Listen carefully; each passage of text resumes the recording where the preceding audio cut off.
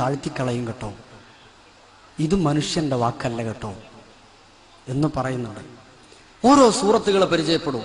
സൂറത്തുൻ നജ്മ് അതിന്റെ അവസാനമെല്ലാം യാ അഥവാ അലിഫ് ഇങ്ങനെ ആ والنجم إذا هوى ما ضل صاحبكم وما غوى وما ينطق عن الهوى إن هو إلا وحي يوحى علمه شديد القوى ذو مرة فاستوى وهو بالأفق الأعلى ثم دنا فتدلى فكان قاب قوسين أو أدنى فأوحى إلى عبده ما أوحى.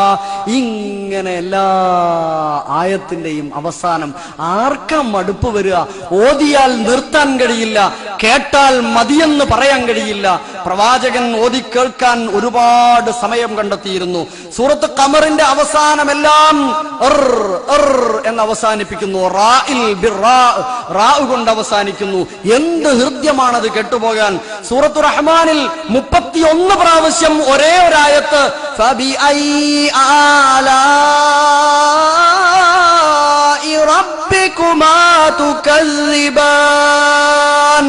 31 പ്രാവശ്യം ആവർത്തിച്ചിട്ട് ആർക്കും മടുപ്പുണ്ടാകാത്ത ഒരേ ഒരു ഗ്രന്ഥം വിശുദ്ധ ഖുർആൻ.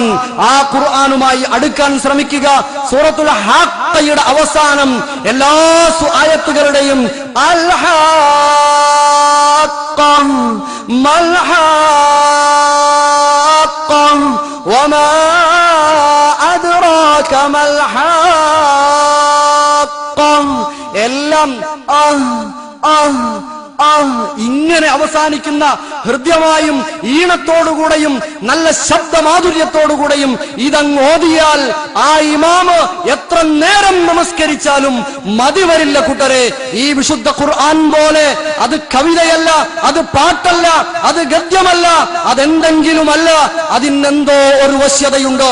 അത് ഓതി കേൾക്കുമ്പോൾ ഉമർ പോലും ജീവിതത്തിന് മാനസാന്തരം സംഭവിച്ച് അത്രയേറെ കടുത്ത മനസ്സ് ഇസ്ലാം സ്വീകരിക്കാൻ തയ്യാറായെങ്കിൽ ആ വിശുദ്ധ ഖുർആനിന്റെ വശ്യത തന്നെയാണ് എന്ന് നമുക്ക് മനസ്സിലാക്കാൻ കഴിയും. സൂറത്തുൽ മുസമ്മിൽ പരിചയപ്പെട്ടു നോക്കൂ. ഖുമിൽ ലൈല ഇല്ലാ ഖലീലാ ലാ ലാ.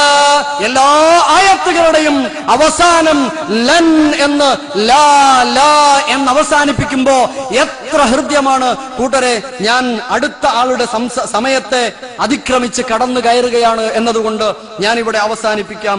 ഇനിയും ഒരുപാട് നിൽക്കാൻ ഞാൻ സന്നദ്ധനായിരുന്നു. പക്ഷേ ഓരോ പരിപാടിക്കും അതിൻ്റെതായ രീതികളുണ്ടല്ലോ, ഓരോ ഹർഫിനും കൂലി. അതുകൊണ്ട് കണ്ണ് ചിമ്മാതിരിക്കുക, വരികൾക്കിടയിലൂടെ ആശയങ്ങൾ ഗ്രഹിക്കുക. കയ്യിലൊരു വെളിച്ചമുണ്ടായിട്ട് അത് പ്രകാശിപ്പിക്കാതിരിക്കല്ലേ. പരിസരം അത് തിളങ്ങട്ടെ. വിശുദ്ധ ഖുർആനിനെ കുറിച്ച് പറഞ്ഞ ആയത്ത് വലൗ അൻസൽനാ ഹാദൽ ഖുർആന അലാ ജബൽ, ഇതൊരു പർവ്വതത്തിന്റെ മുകളിലായിരുന്നു അവതരിച്ചതെങ്കിൽ ലറഅയ്തഹു ഖാശിഅ മുതസദ്ദിഅൻ മിൻ ഖശ്യത്തില്ലാഹ്, ഭയന്ന് അത് പൊട്ടി തകർന്നു പോകുന്നത് നിനക്ക് കാണാമായിരുന്നു. പക്ഷേ ഇതൊക്കെ കേട്ടിട്ടും കുലുങ്ങിയില്ല നാം എങ്കിൽ ഒരു കാര്യമുറപ്പ്, നാം കേട്ടിട്ടില്ല കൂട്ടരെ.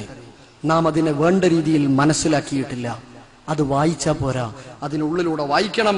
കേൾക്കുമ്പോൾ കേൾക്കാത്തവനെ പോലെ തിരിഞ്ഞു നടക്കുന്ന ആളുകളെ 31-ാം അധ്യായം സൂറത്തുൽ ലുഖ്മാൻ വിശദീകരിച്ചിട്ടുണ്ട്. കഅന്ന ഫീ ഉദുനൈഹി വഖറ, ആവരുത്, ചെവിയിൽ കട്ടിയുള്ളവരെ പോലെ. ഞാനൊരു ചോദ്യം ചോദിക്കട്ടെ.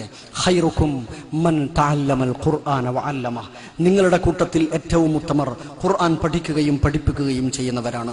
ഈ ഇരിക്കുന്ന, ഈ ശബ്ദം കേൾക്കുന്ന, ഈ ഇരിക്കുന്ന എത്ര ആളുകൾ ഖുർആൻ പഠിക്കുകയോ പഠിപ്പിക്കുകയോ ചെയ്യുന്നു? ഈ ഇരിക്കുന്ന എത്ര പേർ ഖുർആൻ പഠിക്കുകയോ പഠിപ്പിക്കുകയോ ചെയ്യുന്നു? ചോദ്യത്തിന് ഉത്തരം കണ്ടെത്തണം. ഖുർആൻ പഠിക്കണം. അത് തലയിലങ്ങ് കേറിയാലുണ്ടല്ലോ വിടൂലട്ടോ, വിടാൻ കഴിയില്ല, ഒഴിവാക്കാൻ കഴിയില്ല. അത് ജീവിത ഗന്ധിയാണ്. സഹോദരങ്ങളെ, സഹോദരികളെ, ഖുർആനിനെ നമ്മുടെ വഴിയിൽ വെളിച്ചം വീശുന്ന മാർഗദർശനമായി സ്വീകരിക്കാൻ ശ്രമിക്കുക, പ്രാർത്ഥിക്കുക. അള്ളാഹു അങ്ങനെ യഥാവിധി ജീവിക്കാനും സമാധാനം കണ്ടെത്താനും സാധിക്കുന്ന യഥാർത്ഥ മുത്തഖികളുടെ കൂട്ടത്തിൽ നമ്മെ ഉൾപ്പെടുത്തി അനുഗ്രഹിക്കുമാറാവട്ടെ.